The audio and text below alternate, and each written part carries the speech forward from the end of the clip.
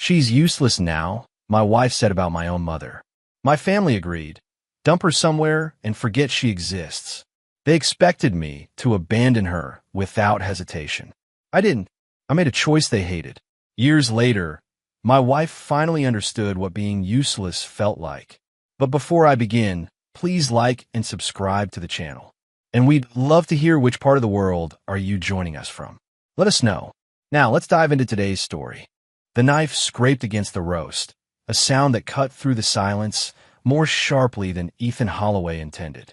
He pressed harder, watching the blade sink through meat that had been cooking since early afternoon, releasing steam that fogged his reading glasses. Outside the dining room window, February snow fell in thin sheets across the empty street, accumulating on cars that hadn't moved in days. Minnesota winters had a way of trapping people inside with whatever they'd been avoiding. Ethan had been avoiding this conversation for months. His wife, Kara, moved around the table with mechanical precision, placing plates down with enough force that porcelain met wood in sharp cracks. She wasn't angry yet. That would come later. Right now, she was building towards something, the way storm clouds gathered over Lake Superior before they opened up and drowned everything below. At the far end of the table, his mother sat with her hands folded in her lap like a child waiting for permission to speak. Marjorie Holloway had raised Ethan alone after his father died, when a lumber mill conveyor malfunctioned and pulled him into machinery that didn't stop for screaming. She'd worked double shifts at the hospital, stitching wounds and emptying bedpans while her own grief festered untreated. She'd made sure Ethan had college money, that he never wore secondhand shoes, that he understood what sacrifice looked like when it wore a nurse's uniform and came home smelling like disinfectant and exhaustion. Now she couldn't remember what day it was. Sometimes she called Ethan by his father's name. Sometimes she forgot she'd already eaten breakfast and asked for it again at noon. "More potatoes, Mom?" Ethan asked, though her plate remained mostly full. Marjorie looked at him with eyes that struggled to focus. "Is your father coming home soon?" The question landed between them like something dropped from a height. Ethan felt Kara's stare before he saw it, felt the weight of her judgment pressing against his ribs. "Dad's not coming, Mom. You remember." "Oh." Marjorie's face crumpled slightly, then smoothed itself out as the moment passed through her and away. "Of course. I forgot again." Kara set down the serving bowl with enough force to rattle the silverware. She leaned close to Ethan, her breath warm against his ear, her voice low but not low enough. The walls in this house were thin. Sound carried. "She doesn't even know what day it is," Kara said. Her words came out clipped, precise, like she'd been rehearsing them. "This isn't living, Ethan. It's existing, and it's dragging all of us down with her." Ethan's hands stopped moving. The knife rested against the cutting board, still slick with juice. He could feel heat spreading across the back of his neck, the kind that came before anger or shame or something that mixed them both together. "That's my mother." The words came out quieter than he meant them to. Not weak, but careful. The kind of careful you used when you knew the ground beneath you had started cracking. Kara pulled back slightly, her expression hardening into something he'd seen before, but never quite this openly. She rolled her eyes, a gesture so casual it felt like violence. "And love doesn't mean obligation forever, Ethan. It can't." The room went silent, except for the furnace rattling in the basement and the scrape of Marjorie's fork against her plate. Ethan watched his mother's face, saw how her jaw tightened, how she kept her eyes down and chewed slowly like she was trying to disappear into the act of eating. She heard everything. She always did. The dementia took her memory, but left her awareness intact enough to know when she'd become the problem. Ethan wanted to say something that would fix this moment, some combination of words that would make Kara understand what his mother meant, what family was supposed to mean when the easy parts ended and the hard work began. But his throat closed around the words, and nothing came out except the sound of his own breathing. Kara stood abruptly, chair scraping against worn hardwood. "I need air." She left the room, trailing the scent of her perfume, something expensive that Ethan had bought her for Christmas, back when he thought expensive things could fill the space that kept growing between them. The front door opened and closed. Car keys jingled. Then the garage door groaned open and her sedan backed out into the snow, taillights disappearing down the street toward town where there were bars that stayed open late and friends who would agree with whatever she said. Marjorie looked up finally, her eyes clearer than they'd been all evening. "I'm sorry." "Don't," Ethan said. He reached across the table and took her hand. Her skin felt thin as paper, bones prominent beneath wrinkles that hadn't been there 5 years ago. "You don't apologize for existing." She's not wrong, though. "I forget things. We all forget things. Not like this." Marjorie's voice cracked slightly. "Not where I can't remember if I took my medicine, or what month it is, or whether your father's actually dead, or just working late." Ethan squeezed her hand gently. "Do you remember teaching me to ride a bike?" She smiled, the expression flickering across her face like sunlight through moving clouds. "You were so afraid of falling. You ran beside me for 3 hours until your knees gave out." "Someone had to." "Yeah," Ethan said. "Someone did." They sat in silence while the roast cooled and the snow kept falling, and somewhere in town Kara was telling their story to people who would nod sympathetically without offering any real help. Ethan had learned something about people over the past year as his mother's condition worsened. Everyone had opinions about what should be done. No one volunteered to do it. 3 days later, his sister Renee showed up unannounced during lunch. She let herself in through the side door like she still lived there, though she'd moved to Minneapolis 6 years ago and visited maybe twice a year, always briefly, always with excuses about work or traffic or plans she couldn't break. "We need to talk," she said, not bothering with pleasantries. Ethan was helping his mother with her soup, guiding the spoon when her hands shook too much to manage it alone. Marjorie had been having a bad morning, forgetting how to work the TV remote, asking repeatedly where her favorite sweater was even after Ethan showed it to her hanging in the closet. "About what?" he asked, though he already knew. Renee sat across from them, unwinding a scarf that probably cost more than Ethan's entire winter wardrobe. She worked in marketing for some tech startup that seemed to pay her specifically for using words like synergy and disruption without irony. "About Mom. About this situation." "What situation?" "Don't be dense, Ethan. You know exactly what I mean." She glanced at their mother, then back at him. "This can't continue. You can't keep doing this." "Doing what?" "Taking care of our mother. Destroying your marriage. Putting your life on hold. There are facilities, professionals who know how to handle this better than you do." Ethan set down the spoon carefully. His mother reached for it, missed, knocked over her water glass instead. He caught it before it spilled, righted it, handed her a napkin. "I'm handling it fine." "Kara called me," Renee said. "She told me about the other night." "About what you said." "What I said, or what she said. Does it matter? The point is you're choosing Mom over your wife." "I'm choosing not to abandon someone who needs me."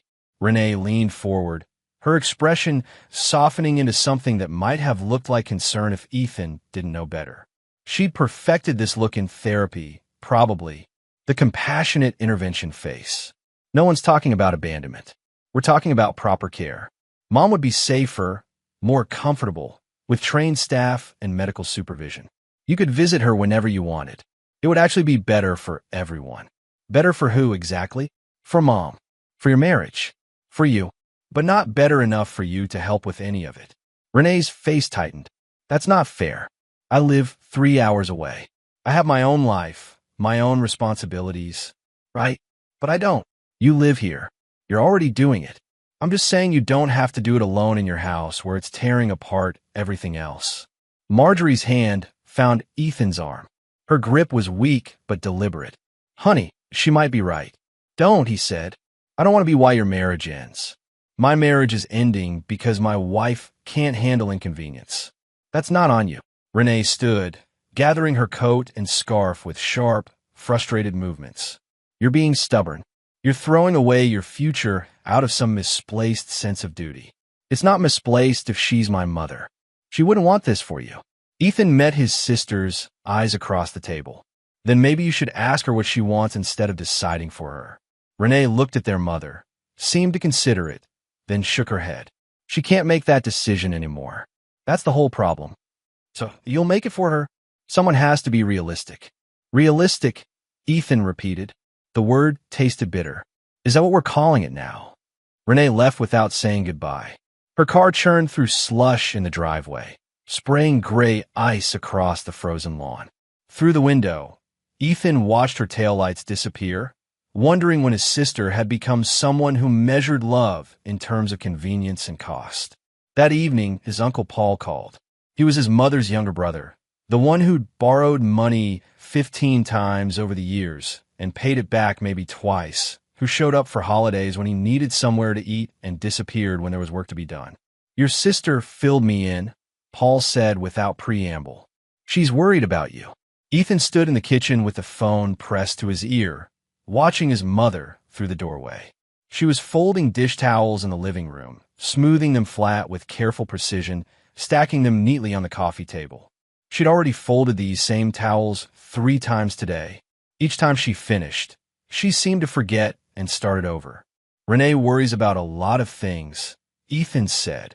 "Usually things that don't involve her having to actually do anything." "That's harsh." "Is it? When's the last time you visited, Paul?" Silence on the line. "Then I've been busy. Everyone's busy. Funny how that works. Look, I'm not the enemy here. I'm just saying what everyone's thinking. Marjorie wouldn't want to be a burden. You've done more than anyone could ask. But there comes a point where you have to think about yourself." "I'm thinking about myself. I'm thinking about being able to look at myself in 20 years. This self-righteous thing doesn't suit you, Ethan. Neither does abandoning family. But apparently that's becoming popular." Paul's voice hardened. "You think you're better than everyone else? You think this makes you noble? You're just afraid." "Of what?" "Of admitting you can't fix everything. Of letting go. Of being normal instead of playing the martyr." Ethan hung up. His hand shook slightly as he set the phone on the counter. Through the doorway, he watched his mother fold the same towel for the 4th time, her movements slow and methodical, her face peaceful in a way that came from not remembering that she'd already done this. He walked into the living room and sat beside her on the couch. The TV played some game show neither of them watched. The radiator clanked and hissed. Outside, the temperature had dropped below 0, the kind of cold that made car engines refuse to start, that froze exposed skin in minutes, that turned breath into visible clouds inside your own house if the heat couldn't keep up. Marjorie looked at him, towel still in her hands. "Did I fold these already?" "Doesn't matter," Ethan said. "I think I did." "Then fold them again. They could always be neater." She smiled at that, the kind of smile she used to give him when he was young, and said something unexpectedly wise. Then her expression shifted, clouds passing over clear sky. "I can leave," she said softly. "People do. They go to places. Nice places with gardens and nurses. I could go somewhere like that." Ethan's chest tightened. "You don't want that." "No, but maybe you do." "I don't. Your wife does. Kara wants a lot of things. That doesn't mean I have to give them to her." Marjorie set the towel down, smoothing it one more time with hands that trembled slightly. "When your father died, I had people tell me to move on. Find someone new. Stop being sad. Like grief was something you could schedule and finish." She paused, looking at a photograph on the wall.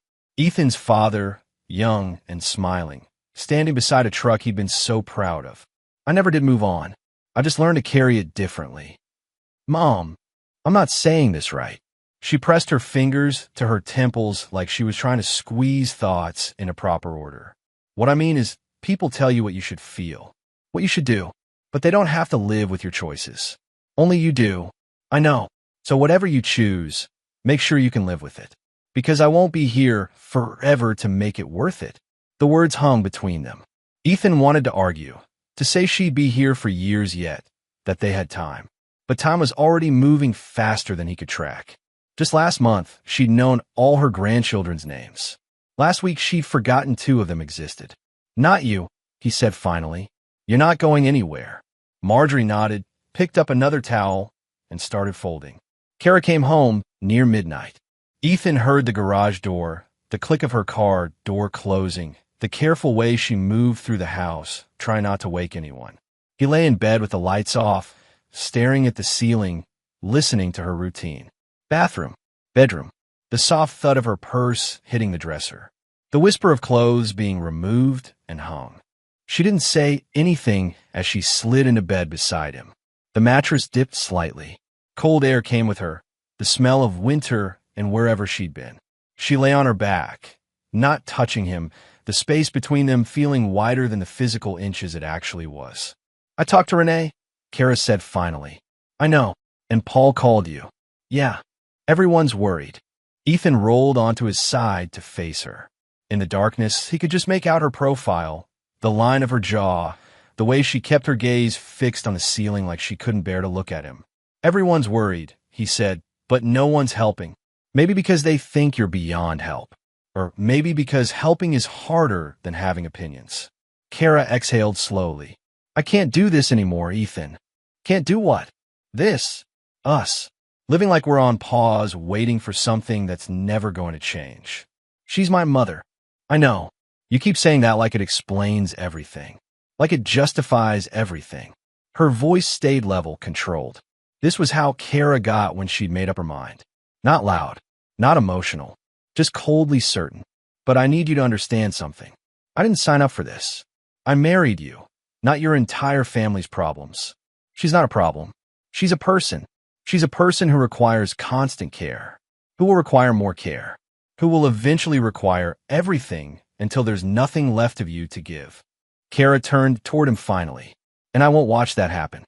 No one's asking you to watch. I'm asking you to help. I can't help with something I fundamentally disagree with. You disagree with taking care of family? I disagree with sacrificing your whole life for someone who won't even remember you did it. The words landed like a slap.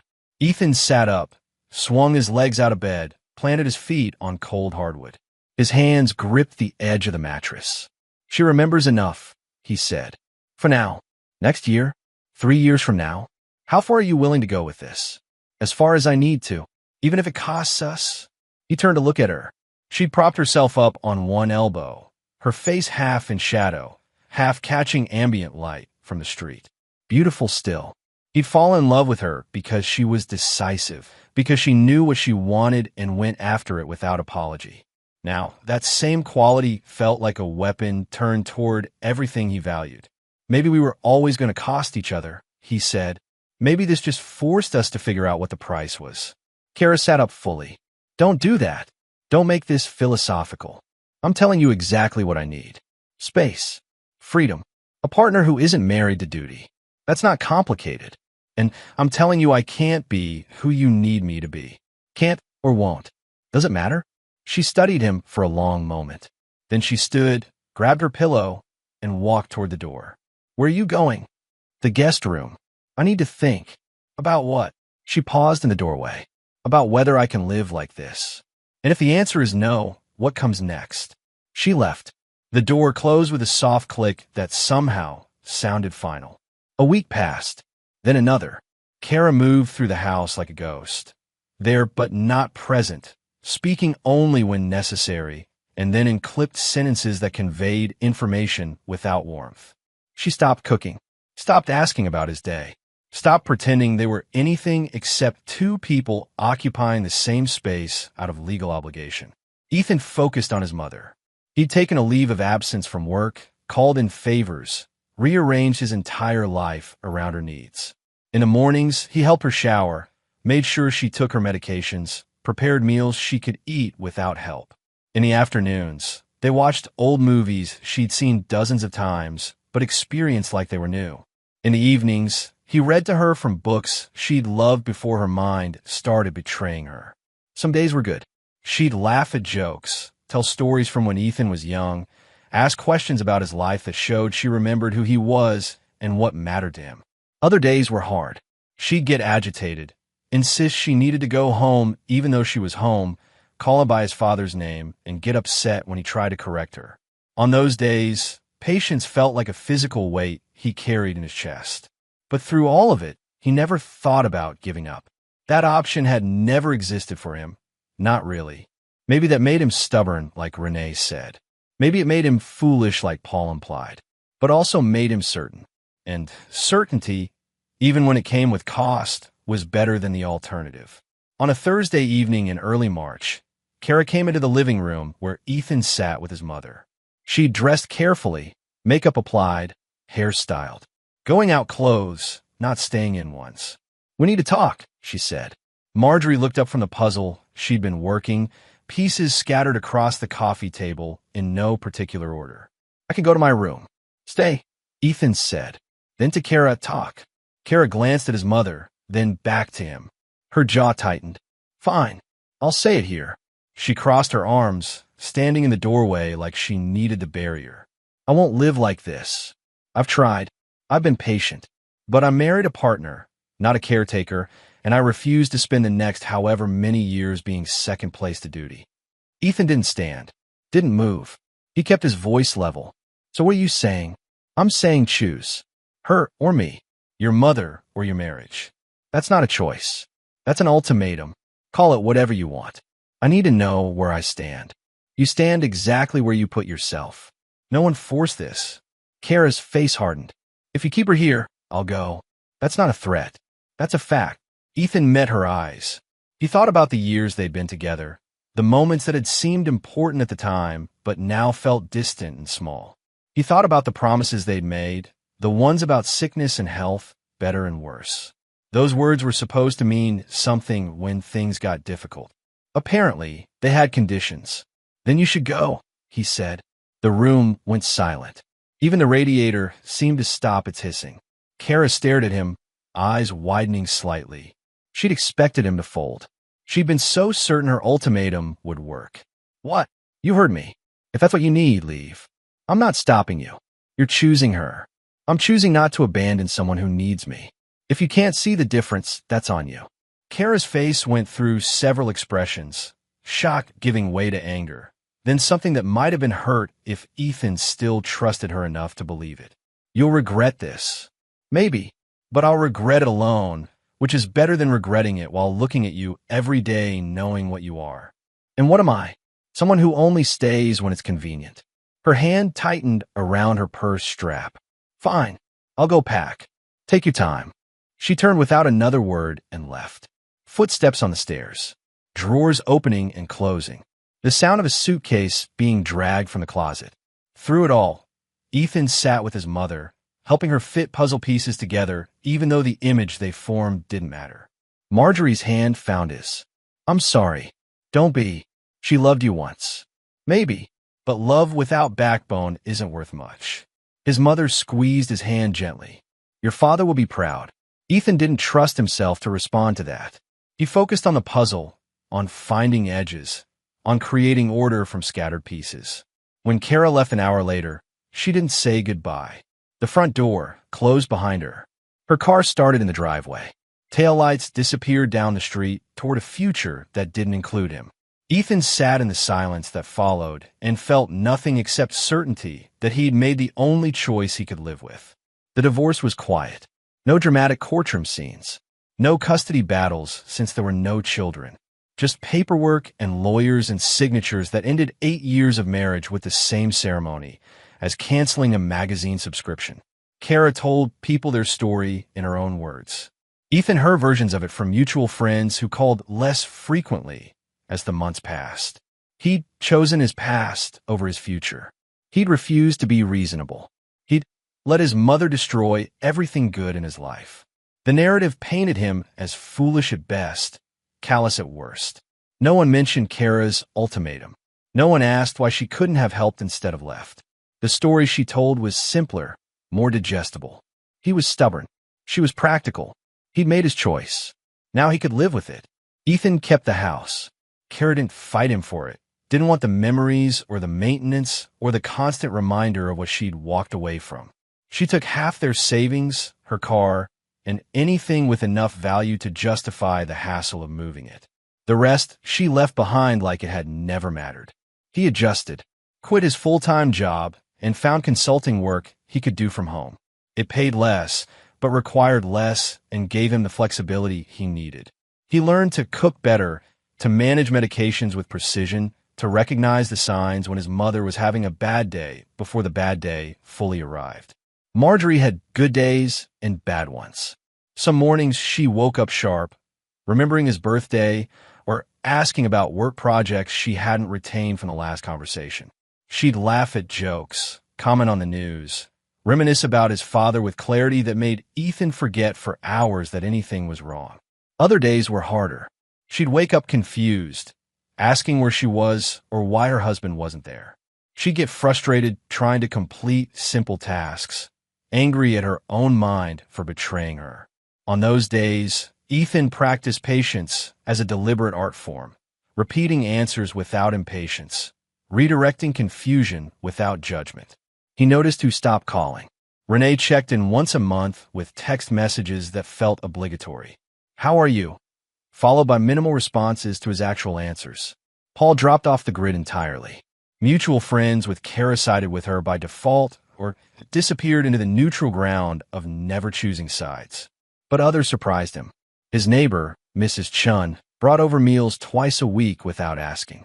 She'd lost her own mother to dementia years ago and understood in ways that didn't require explanation. His old college roommate, Travis, started calling every Sunday just to talk about nothing important, basketball and politics, and whether the new restaurant downtown was any good. These small kindnesses meant more than grand gestures would have. There were people showing up without expecting gratitude, helping because it needed doing, staying because loyalty wasn't supposed to have conditions. 6 months after the divorce finalized, Ethan took his mother to a park by Lake Superior. August heat made the air thick. Families crowded the beaches. Teenagers jumped off rocks into water that would still be cold despite summer sun. Marjorie watched them with something like recognition on her face. "You used to do that," she said. "Jump, fly." You'd jump, and it looked like flying until gravity remembered. Ethan smiled. He'd forgotten that. 16 years old and fearless in ways that seemed idiotic now, but felt essential then. Proving something to himself, or his friends, or the universe that he mattered enough to take up space dramatically.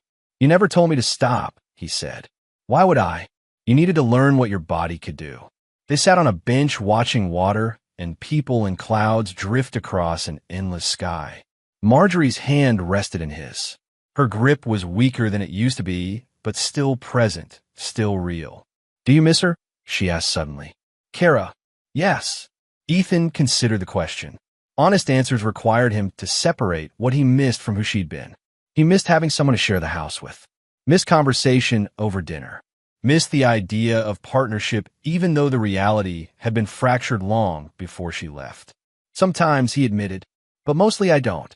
That's healthy. Is it? Would you want her back if she changed her mind? The question sat between them while waves crashed against rocks and seagulls argued over dropped food. Would he? Could he? The thought of Kara returning, apologizing, asking for another chance, played out in his mind with all its complications. "No," he said finally. "Some things break in ways that can't be fixed." Marjorie nodded. "Then you don't really miss her. You miss the idea of what you thought she was." Maybe that was true. Maybe he'd loved a version of Kara that had never fully existed, a partner who would stay through difficulty instead of fleeing from it. The real woman had shown him who she was when it mattered. Believing otherwise now would be willful blindness. Meanwhile, Kara rebuilt her life with the kind of focused energy she'd always brought to things she wanted. She moved to St. Paul, 40 minutes away, but far enough to feel like escape. Rented a condo downtown with exposed brick and new appliances and no memories of Ethan or his mother or the choices she'd made. Her new job paid better. Something in corporate consulting, optimizing efficiency for companies that didn't understand their own processes. She was good at it. Found satisfaction in fixing other people's problems, in creating order from chaos as long as the chaos belonged to someone else. She dated casually. Met people through work or apps or friends who insisted she needed to get back out there. No one serious. No one who lasted longer than a few months before the cracks showed, and they drifted apart with minimal drama. From the outside, her life looked successful. She posted photos on social media, showing dinners at nice restaurants, weekend trips to Chicago or Milwaukee, concerts and events that proved she was living fully in ways she couldn't before. Her friends commented enthusiastically, "You look happy, living your best life. You deserve this." But Ethan's cousin Lila mentioned things casually when they ran into each other at the grocery store. She worked in St. Paul too, had mutual friends with Kara through some networking group. "She seems stressed," Lila said. loading vegetables into her cart, always talking about how much she has to do. She always was busy, Ethan replied neutrally. Not like this. More like, Lila paused, searching for words. Like she's running from something. Always moving, always scheduling, like if she stops, she'll have to think. Maybe she likes being busy. Maybe. Or maybe she thought leaving would make things easier, and they didn't. Ethan didn't press for details. Kara's life after him was her business. But the information settled somewhere in his chest anyway, a small piece of knowledge he didn't quite know what to do with. Later, he heard through another friend that Kara complained about people using her, taking advantage, never appreciating what she did for them. The irony wasn't lost on him. She'd left because she felt used by his mother's needs. Now she felt used by everyone else. Kara had always believed control meant safety. Keep everything managed, everyone at the right distance, needs clearly defined and boundaries firmly maintained. Don't give too much. Don't expect too much. Protect yourself first. But control was exhausting. And safety built on conditions wasn't really safe at all. 2 years passed. Ethan settled into rhythms that felt less like sacrifice and more like life. He and his mother developed routines. Morning coffee on the porch when weather allowed. Afternoon movies on rainy days. Evening walks around the block before bed. Marjorie holding his arm for balance while they watched neighbors water lawns or kids play basketball in driveways. Some days were still hard. She'd have episodes where reality slipped away and left her frightened, calling for people who were long dead or insisting she needed to be somewhere important even though she'd retired from nursing a decade ago. On those days, Ethan guided her through the confusion with patience he'd learned to manufacture when his own reserves ran empty. But other days reminded him why he'd chosen this. She'd remember stories from his childhood with perfect clarity. She'd make jokes that landed with her old timing. She'd look at him with eyes that knew exactly who he was and say, "Thank you for staying." Those moments made everything else bearable. In March of the second year, news reached him through Renee. Kara's father had suffered a stroke, severe enough to leave him partially paralyzed, unable to live alone, needing constant supervision. "She's taking him in," Renee said over the phone, moving him into her condo. Ethan absorbed this information silently. He'd met Kara's father a few times, a retired accountant with a dry sense of humor and firm opinions about politics. Nice enough man, not particularly close with his daughter, but present in her life in the way many fathers were, providing advice when asked and judgment when not. "That'll be hard," Ethan said. "Yeah, she called me asking for advice on caregivers and medical equipment. I told her you'd be the one to ask, but she didn't want to talk to you. Not surprising. The thing is," Renee hesitated. She sounded overwhelmed, like she didn't understand what she'd agreed to. "She'll figure it out." "Will she?" Ethan didn't answer. Kara would either rise to the challenge or she wouldn't. Either way, it wasn't his problem anymore. 3 weeks later, his phone rang late at night. Unknown number. He almost didn't answer, but something made him pick up. "Ethan." Her voice carried exhaustion he recognized immediately. The particular weariness that came from endless days of caregiving with no end in sight. "Kara, I don't know, advice maybe?" He sat up in bed, turned on the lamp, rubbed his eyes. "About what?" "My dad. He won't listen to anything I say. He keeps getting angry about everything. His medicine, his food, everything. He asks the same questions over and over, and I answer them, and 5 minutes later he asks again." Her voice cracked slightly. "I didn't sign up for this." The words echoed between them. "I didn't sign up for this." The same phrase she'd used about his mother. The same justification for leaving. Ethan let the silence stretch. Then, quietly, "No one ever does. That's not helpful. You called me at 11 at night asking for help with something you walked away from when it was my life. What kind of help did you expect?" "I don't know. I thought you'd understand." "I understand perfectly.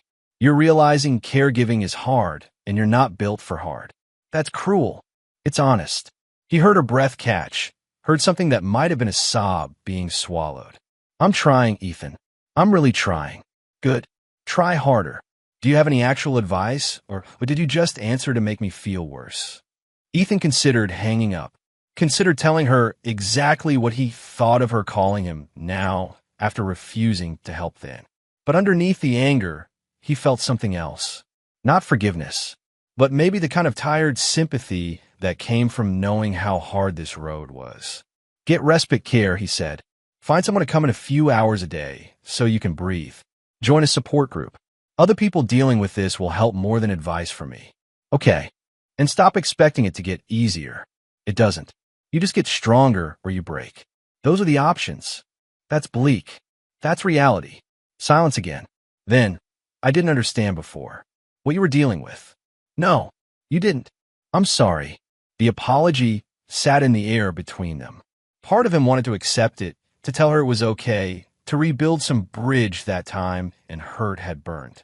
But accepting her apology would mean forgiving her ultimatum. And he wasn't there yet. Maybe would never be. You're sorry now that it's your problem, he said. That's not the same thing. She hung up. The line went dead. Ethan set the phone on the nightstand and stared at the ceiling until sleep took him. Over the next 6 months, he heard pieces of Kara's story through mutual connections. Her relationship ended. Her boyfriend couldn't handle the new reality of her life, couldn't deal with the constant demands and change plans and exhaustion that came home with her every day. Her job situation deteriorated. She'd taken too much time off, missed too many deadlines. The company that valued efficiency didn't value her anymore when she couldn't maintain the pace. Medical bills accumulated. Insurance covered some of her father's care, but not all. The expenses carved through her savings like water through sand. Friends drifted away. Invitations stopped coming when she declined too many times. When people got tired of her canceling last minute because her father needed something or had an episode or couldn't be left alone. Kara had built her life on control and independence. Now, she was learning what Ethan had already known. Sometimes life took those things away. Sometimes you had to choose between what you wanted and what was right. And sometimes those choices cost everything. One afternoon in October, Mrs. Chun mentioned seeing Kara at a clinic downtown. She looked tired, Mrs. Chun said while dropping off a casserole. The kind of tired that lives in your bones. Ethan thanked her for the food and didn't ask for more details. Whatever Kara was going through, she'd chosen to go through it alone. That was her right, just as it had been his right to stay and hers to leave. But sometimes, when he helped his mother get ready for bed or listened to her tell the same story for the 5th time that week, he thought about Kara struggling with the same things. He didn't feel satisfaction in her difficulty, just a quiet recognition that the universe had a way of teaching people lessons they'd refused to learn the first time. Karma didn't need to be dramatic. It just needed to be consistent. The 3rd winter came hard and early. November's snow fell for 3 days straight, turning the world outside into white silence.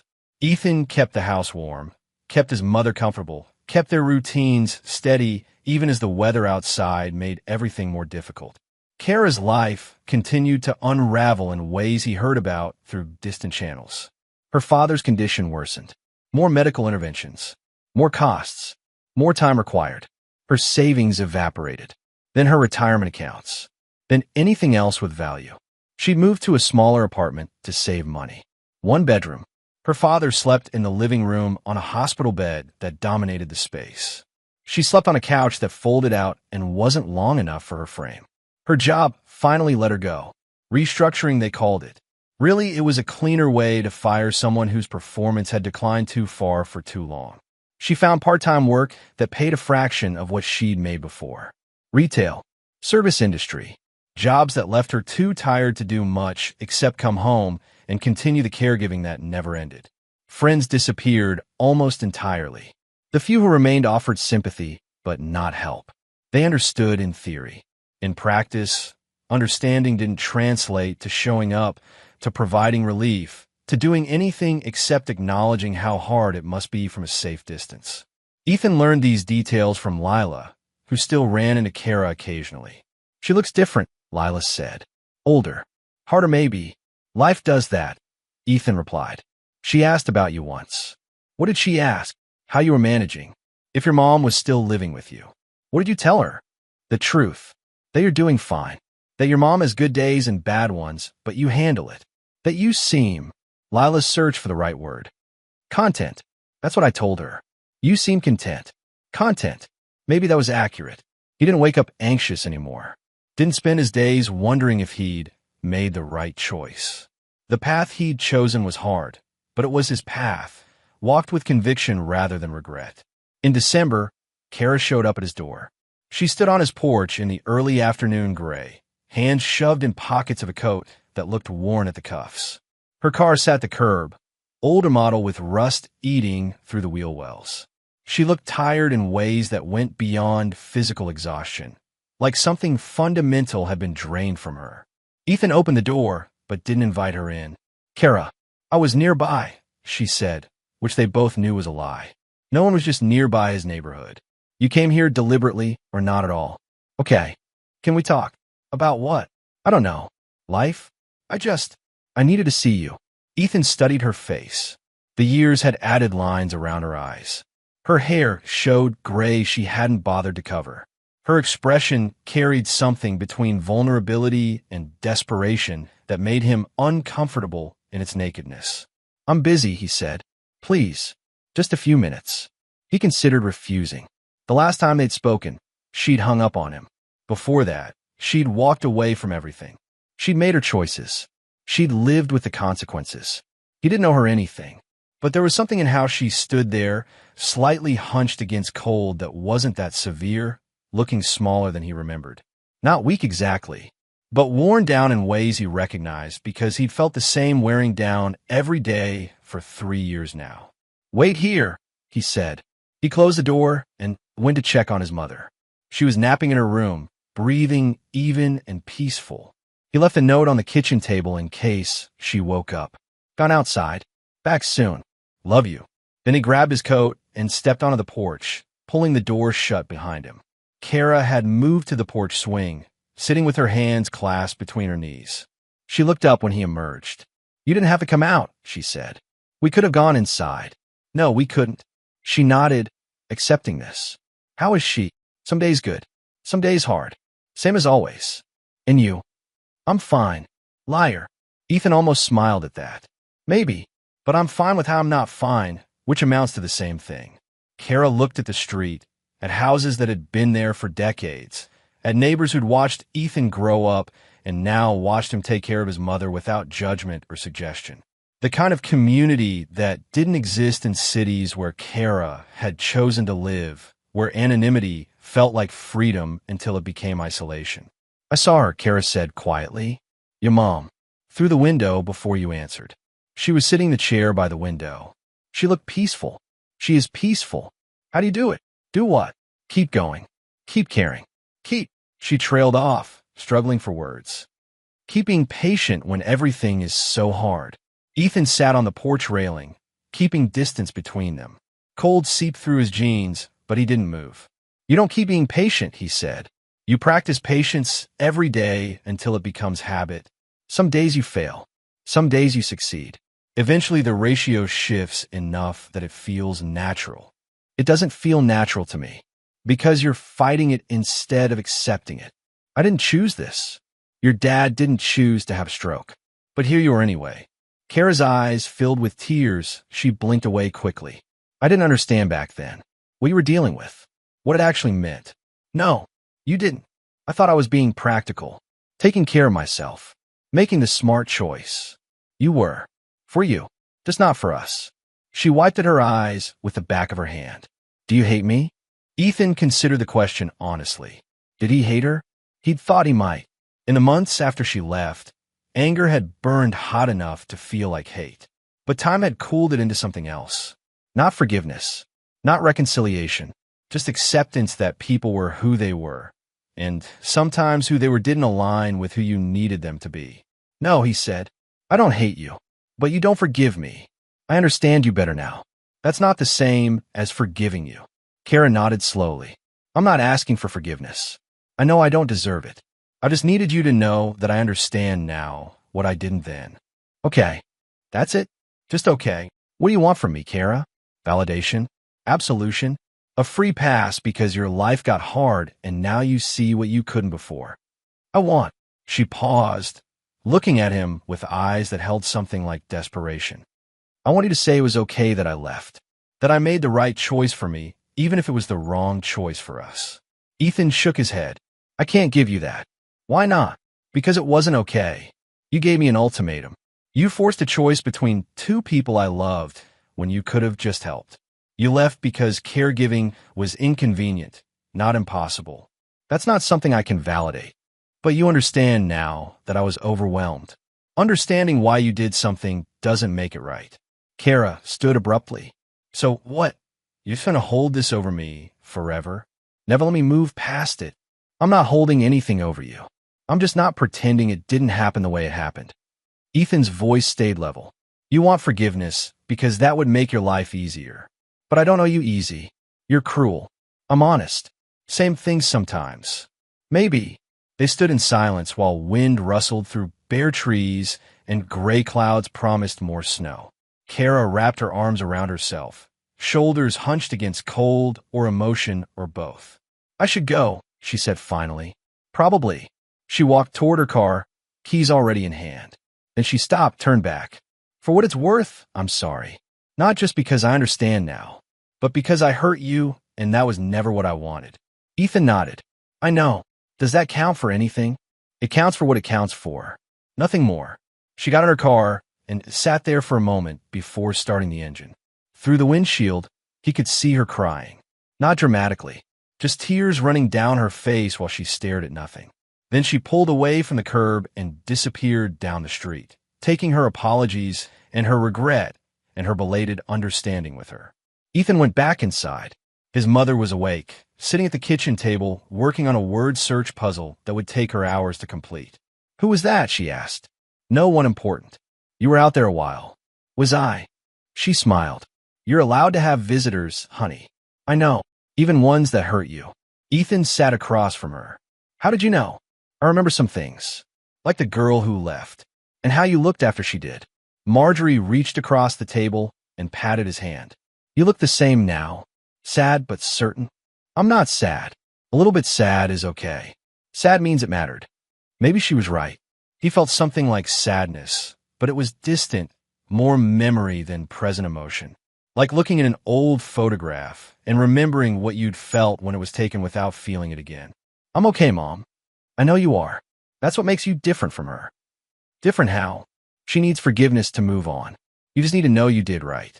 Marjorie circled another word in her puzzle. That's the difference between guilt and integrity. Ethan didn't have words for that. He just sat with his mother while afternoon faded toward evening and the house settled around them with familiar creaks and warmth and the quiet certainty of home. Winter deepened. Snow accumulated in thick layers that transformed the neighborhood into something from a postcard. Ethan and his mother stayed inside mostly, venturing out only for necessary trips that couldn't wait for better weather. In late January, Mrs. Chun came over with news. I saw that woman again. Your ex-wife. Where? At the clinic. Same place as before. She looked. Mrs. Chun hesitated, choosing words carefully. She looked like she needed help, but didn't know how to ask. Ethan thanked her for the information, but didn't pursue it. Kara's struggles were her own. He'd offered advice when she'd called. He'd listened when she'd shown up. He'd given her what he could without compromising himself.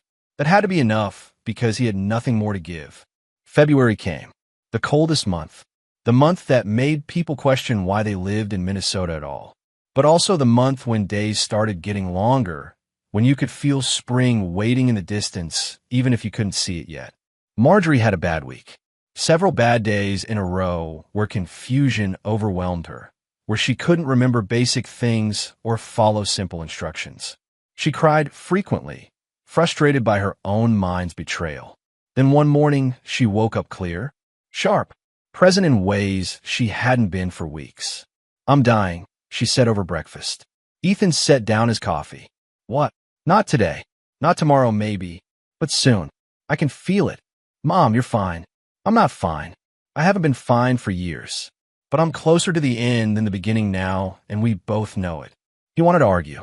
Wanted to tell her she had years left, that they'd keep going like this forever, that the bad days didn't mean anything except normal progression. But she was looking at him with eyes that held the kind of clarity that came before the end sometimes, when people got a final gift of awareness before everything went dark. Okay, he said quietly. When I'm gone, don't feel guilty. I won't. And don't let anyone make you feel like you wasted time. I won't do that either. She reached across the table and took his hand. Her grip was weak but deliberate. You gave me a good ending. However it comes, it'll be better because you stayed. Ethan's throat tightened. I love you, Mom. I know. That's why you stayed when everyone said not to. She smiled, the expression carrying weight of every memory between them. Your father would be so proud. He'd be proud of you. Maybe, but mostly he'd be proud of you. They sat in silence while morning light came through the windows and highlighted dust motes floating in still air. Outside, life continued. Cars driving past. People walking dogs. The world moving forward whether they joined it or not. For now, they stayed here. In this moment. In this choice. Together, because that's what family meant when you stripped away everything except what mattered. 2 weeks later, on a Tuesday morning, Ethan found his mother still in bed when he came to wake her. She passed some time in the night. Peacefully. Without struggle or pain. Just gone between one breath and next. He sat beside her for a long time, holding her hand that had already gone cold. No tears came yet. Just a hollow feeling where something essential had been removed from the center of his chest. Eventually, he made the necessary calls. Doctor, funeral home, his sister. By afternoon, the house filled with professionals doing what needed to be done while Ethan stood back and let them work. Renee arrived that evening. She hugged him without speaking, which he appreciated. Sometimes silence was better than any words. You did good, she said finally. Did I? She died at home, with someone who loved her. That's more than most people get. Ethan nodded. He'd given her that at least. A good ending. She died in her own bed in her own house, surrounded by things familiar and comfortable. Not in some facility with strangers and harsh lights and the smell of industrial cleaner. The funeral was small. Ethan had invited people, but didn't pressure anyone to come. His mother had outlived most of her generation. The friends who remained were scattered or dealing with their own declining health. But some came. Neighbors. A few of his mother's former co-workers. Mrs. Chun and her family. Travis drove up from the cities. Uncle Paul showed up surprisingly, standing in the back like he wasn't sure he deserved to be closer. And Kara came. Ethan noticed her when he turned from receiving condolences. She stood against the far wall, dressed in simple black. No makeup, hair pulled back severely. She looked thinner than when he'd seen her last. Tired in ways that went deeper than physical exhaustion. Their eyes met briefly. She nodded once. He nodded back. Then she looked away, and he returned his attention to the service. Afterward, people gathered in the church basement for coffee and sandwiches that someone had organized. Ethan moved through the crowd, accepting sympathy and remembering that grief was supposed to be shared, though it felt intensely private. Kara approached him near the end. Most people had left. Just a few stragglers remained, cleaning up or talking quietly in corners. I'm sorry for your loss, she said formally. Thank you for coming. I almost didn't. I wasn't sure if I should. You were married to me for 8 years. You have as much right to be here as anyone. She looked around the nearly empty room. Not many people came. She outlived most of her friends. The ones left are too old or sick to travel. Still, she deserved more. She had what mattered. Family who stayed. That's more than enough. Kara flinched slightly at the emphasis. How are you holding up? I'm fine. Liar. Maybe, but I'm fine with how I'm not fine. She smiled sadly at the repeated phrase. You said that before. It's still true. They stood in awkward silence. Kara looked like she wanted to say something else, her mouth opening then closing several times. Just say it, Ethan said. My father died 2 weeks ago. The news hit him with unexpected force. I'm sorry. Don't be. He was suffering. It was better this way.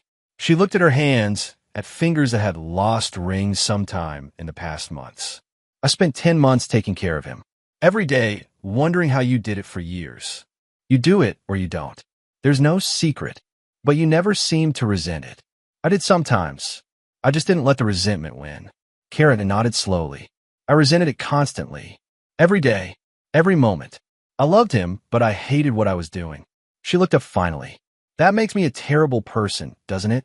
It makes you human. You're being generous. I'm being honest. Caregiving is hard. Resentment is natural. The question is what you do with it. I let it eat me alive. I let it destroy everything until there was nothing left except duty I couldn't escape from. She blinked away tears. I became exactly what I was afraid of becoming.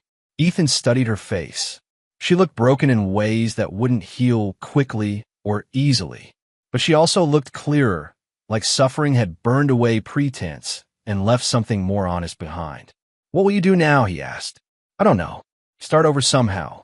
Figure out who I am when I'm not taking care of someone or running away from responsibility. She met his eyes. I want to ask you to forgive me again. I know you can't, but I want you to know I understand now what I didn't then. I know. You told me. But now I really understand. It's different when you live through it versus when you're just saying you understand. Ethan nodded. Yeah, it is. Do you regret it? Staying with her instead of me. The question hung between them. Did he regret it? He'd sacrificed his marriage, his social life, his career trajectory, 3 years of relative youth and health. He'd chosen a difficult path when easier ones existed. No, he said, I don't regret it. Not even a little. Not even a little. Kara wiped at her eyes. I envy that. Being so certain. You could have been certain too. You just chose differently. I made the wrong choice. You made your choice. Whether it was right or wrong depends on what you were choosing for. Ethan glanced around the nearly empty room. If you were choosing for comfort, you were right. If you were choosing for integrity, you were wrong. Only you know which one mattered more. She didn't answer that. They stood in silence until Renee appeared, touching Ethan's arm gently. We should go, she said. People are waiting. Ethan nodded. Then to Kara, take care of yourself. You too. She left without further words, walking out into late afternoon gray that matched the color of everything that week.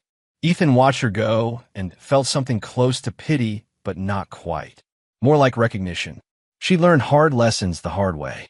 Maybe that would make her better going forward. Maybe it wouldn't. Either way, it wasn't his concern anymore.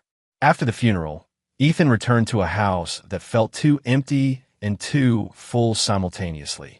His mother's presence remained in every room. Her chair by the window, her puzzle books on the side table, the smell of her soap in the bathroom, the sounds that no longer happened, her footsteps, her voice, the particular way she hummed when she was content. People told him time would make it easier. He didn't believe them. Time would just put distance between now and when she'd been alive. The loss would stay the same size. He'd just get used to carrying it. He spent the next week organizing her things, donating clothes, sorting through papers, deciding what to keep and what to let go. Each item held memories that made the task slower than it should have been. One evening, sitting in her empty room with boxes half-packed around him, Ethan thought about the past 3 years. The choices he'd made, the cost he'd paid, the marriage he'd lost, and the parent he'd kept until she was gone. He didn't regret it. That remained true. But he felt something complicated about it all. Not happiness exactly. Not sadness completely. Something in between. A recognition that life had given him a test, and he'd passed, but passing had required him to lose things he'd valued. His phone rang. Travis, calling to check in. You okay? Travis asked. Define okay. Fair point. You eaten today? Probably. That's not yes. I'm coming over with food. You don't have to. I know. I'm doing it anyway. Travis showed up an hour later with pizza and beer and the kind of friendship that didn't require explanation. They ate and talked about nothing important and everything that mattered. Sports, weather, stupid movies they'd seen, life that continued despite loss. You did the right thing, Travis said eventually. People keep saying that. Because it's true. You could have put her in a home. Could have let other people handle it. You didn't. Other people wouldn't have done it right. Or you just couldn't imagine not doing it yourself. Ethan considered that. Maybe Travis was right. Maybe he'd stayed because walking away wasn't in his nature, because duty ran deeper than convenience, because family meant something that couldn't be measured in cost-benefit analysis. Kara came to the funeral. Ethan said, Yeah? What did she want? Understanding maybe. Absolution probably. You give it to her. No. Travis nodded approvingly. Good. Some things you don't forgive. You think I'm being petty? I think you're being consistent. She left when things got hard. You stayed. That difference matters. They finished the pizza and most of the beer and talked until late. When Travis finally left, Ethan felt marginally better. Not fixed, but less alone with his thoughts. Spring came slowly to Minnesota. Snow melted in stages, revealing dead grass and accumulated debris from winter. Trees budded hesitantly. Birds returned with cautious optimism. Ethan continued his life. He went back to work full-time, started running again, reconnected with people he'd put on hold during the caregiving years, rebuilt routines that didn't center around his mother's needs. The house felt strange without her. Too quiet, too empty. He considered moving, starting fresh somewhere without memories built into every room. But he couldn't quite bring himself to leave. Not yet. One April afternoon, he ran into Kara at a coffee shop. She looked different again. Better maybe. Less worn down. She'd cut her hair short, worn clothes that fit better than the threadbare things she'd had on at the funeral. "Ethan," she said, surprised. "Kara, how are you? Getting by." "You." "Same." They stood in awkward silence while the barista called out orders and other customers moved around them. Finally, Kara gestured to a table. "Do you have time to sit?" He did, though he wasn't sure why he agreed. They sat across from each other like strangers, which essentially they were now. 3 years had passed since she'd left. 3 years that had changed both of them in ways that couldn't be undone. "I'm moving," she said. "Back to Minneapolis. Fresh start." "That's good." "Yeah. New job. Better pay. Small apartment, but it's mine. You'll do well." "Maybe." She stirred her coffee absently. "I've been going to therapy." "Good. Working through guilt, mostly, and regret, and figuring out who I am when I'm not defined by what I'm running from." Ethan nodded, but didn't speak. This felt like confession, and he wasn't qualified to absolve her. "I still think about you sometimes," she continued. "About us. About what I gave up. Kara, I'm not asking for anything. I just want you to know that I know. I threw away something good because I was scared and selfish and couldn't see past my own needs. You already said this, but this time I'm saying it without expecting you to make me feel better about it." She met his eyes. "I hurt you. I left when you needed me. That was wrong, and I'm sorry. Not because I want forgiveness, just because you deserve to hear it said without conditions." Ethan sat back in his chair. The apology felt more real this time, more honest, like she'd actually worked through something instead of just recognizing it. "Okay," he said. "Okay. I hear you. I accept that you're sorry. That's all I can give you. That's enough." They sat for a while longer, making small talk that felt less awkward as minutes passed. She told him about her new job. He told her about going back to work full-time. They touched on shared memories carefully, testing whether those ground were safe to walk on. Finally, she stood to leave. "I hope you find someone," she said. "Someone better than I was. Maybe someday. You deserve happiness, Ethan. So do you." She smiled, sad but genuine. "We'll see." She left, and he finished his coffee alone. The conversation felt like closure, which he hadn't known he needed but appreciated having. Not forgiveness, not reconciliation, just two people acknowledging what had been and accepting what would never be again. Summer arrived with heat that made winter feel like a distant dream. Ethan sold the house. Too many memories. Too many rooms for one person. He moved into a smaller place, closer to town, something manageable that didn't echo with absence. He dated casually.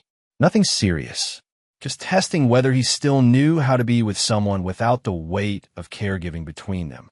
Some relationships lasted weeks. Others just evenings. None progressed far enough to matter. People asked if he was lonely. He told them no, which was mostly true. Solitude felt different than loneliness. He'd chosen this particular solitude. That made it bearable. One afternoon in August, he received a letter. Handwritten. No return address, but he recognized the writing. "Dear Ethan, I'm writing because therapy says I should and because I actually want to. Not for me. For you. I spent a lot of time angry at you. Angry that you chose duty over happiness.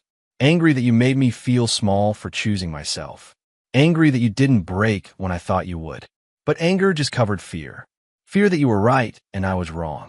Fear that I'd thrown away the best thing in my life because I couldn't handle inconvenience. Fear that years from now, I'd look back and see this as the moment I became someone I didn't recognize. All of that turned out to be true. I did throw away something good. I did choose wrong. I am looking back and seeing someone I don't like very much. But here's what I learned. I can't change what I did. I can only change what I do next. And what I'm doing next is trying to be better. Not for you, for me. Because I finally understand that the person I need to forgive isn't you. It's myself. You never needed to forgive me. You just needed me to understand why forgiveness wasn't something you owed me. Now I understand. Understanding doesn't erase what I did, but it lets me move forward without dragging you in my process. I hope you're well. I hope you found peace. I hope life gives you everything I couldn't. Thank you for showing me what integrity looks like, even if I hated it at the time. Kara. Ethan read the letter twice. Then he folded it carefully and put it in a drawer with other things from his past that mattered but didn't need to be displayed. The letter felt like an ending, the final punctuation on a story that had dragged on longer than either of them wanted. He didn't write back. There was nothing left to say. She'd found her own understanding. That was enough. More than enough. Autumn came with cooler temperatures and leaves that turned the city into a painting. Ethan walked through parks remembering the same walks with his mother. The memories didn't hurt as much anymore. Time hadn't made the loss smaller, but it had made it more familiar. Something he carried without it weighing him down constantly. He thought about his choices sometimes. The marriage that ended. The years spent caregiving. The social life that shrank to almost nothing.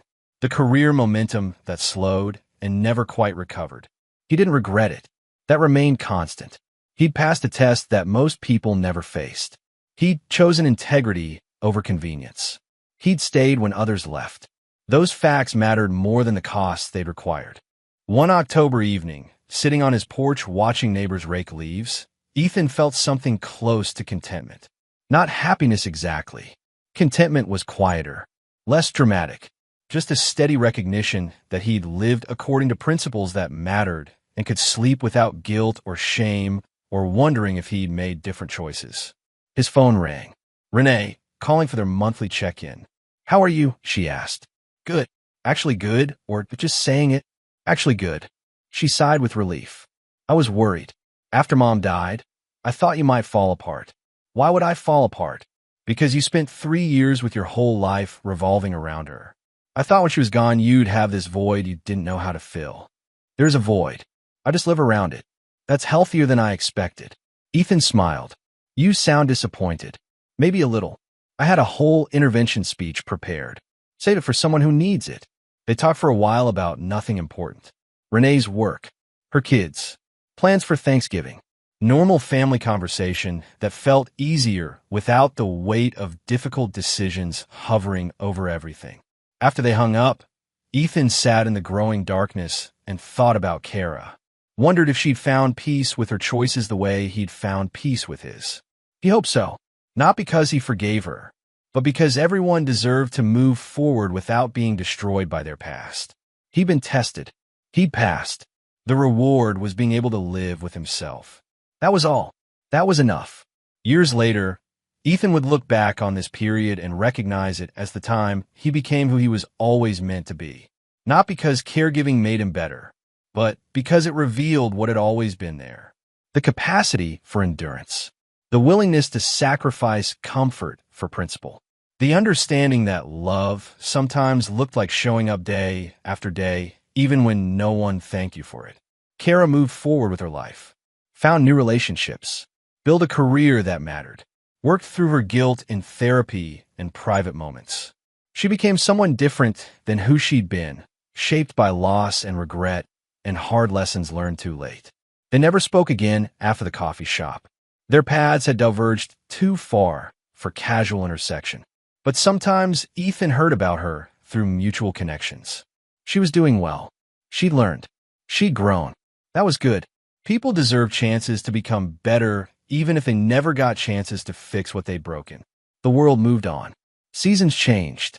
Life continued with its mixture of joy and difficulty and moments that mattered alongside ones that didn't. Ethan built a new normal, one that honored what he'd done without being defined by it. And somewhere in all of that, he found peace. Not the dramatic resolution that stories usually demanded, just quiet acceptance that he'd made choices he could live with, that his conscience was clean, that when his own end came, he'd be able to look back without regret at the path he'd chosen. Karma hadn't ruined Kara dramatically. Life had simply taught her how loneliness felt when you earned it through your own choices. And Ethan had learned what integrity felt like when you kept it, even when keeping it cost everything else. In the end, those are the lessons that mattered. The ones you couldn't learn from other people's stories, only from living your own.